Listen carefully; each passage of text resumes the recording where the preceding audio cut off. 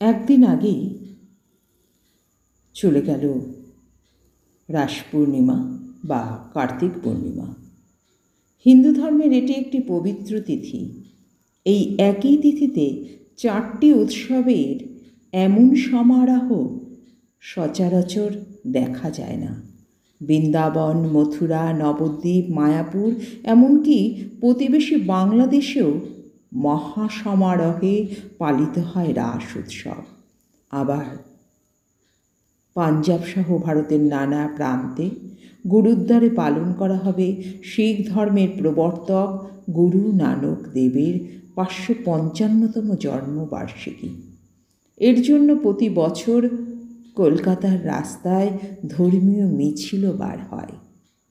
এই দিনই আবার দেব দীপাবলি উপলক্ষে সন্ধেবেলা প্রদীপের আলোয় গঙ্গার ঘাট সাজিয়ে তোলা হয় হরিদ্বার ও বেনারস শহরে।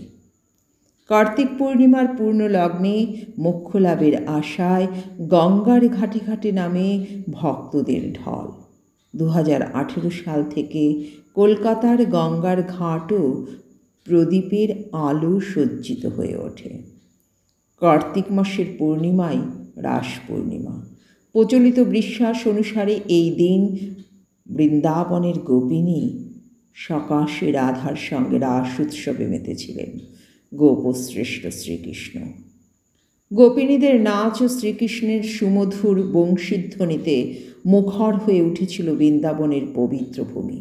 পরবর্তীকালে শ্রী রাধা ও শ্রীকৃষ্ণের এই মিলন উৎসবকে শ্রী চৈতন্যদেব নাম সংকীর্তনের মধ্যে দিয়ে রাস উৎসব, রাস মহোৎসবে পরিণত করেছিলেন। শ্রীকৃষ্ণ বলেছিলেন, কেউ যদি তাকে জানতে চায় তবে তাকে অবশ্যই ভক্তির আশ্রয়ে থাকতে হবে। এই দিনে তার বৈষ্ণব ভক্তরা তাদের ঈশ্বরের সঙ্গে মিলিত হওয়ার আকাঙ্ক্ষায় মেতে ওঠেন রাসলীলায়। মণিপুরের বাসিন্দাদের কাছে রাস একটি প্রধান ধর্মীয় নৃত্য গীতের উৎসব। শ্রী বিষ্ণু ও শিব ভক্তরা ওই দিন মন্দিরে গিয়ে তাদের উপাস্য দেবতার পুজো করে থাকেন।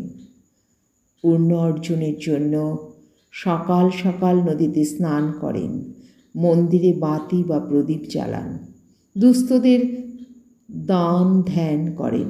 এছাড়া একই দিনে কলকাতায় পরেশনাথের মন্দির থেকে জৈন ধর্মাবলম্বীদের একটি বিরাট দর্শনীয় মিছিল বের করা হয়।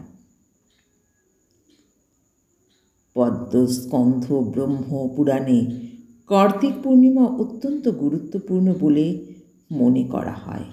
বিশ্বাস করা হয় যে কার্তিক পূর্ণিমার দিনে শ্রী হরি বিষ্ণু মৎস্য অবতারে জলে অবস্থান করেন। এই অবস্থায় যারা এই দিনে গঙ্গা স্নান করেন তারা অমৃতের সমান গুণ লাভ করেন। এই দিনে স্নান, সত্যব্রত, বিষ্ণু ও দেবী লক্ষ্মীর পুজো এবং দান করার বিশেষ তাৎপর্য রয়েছে।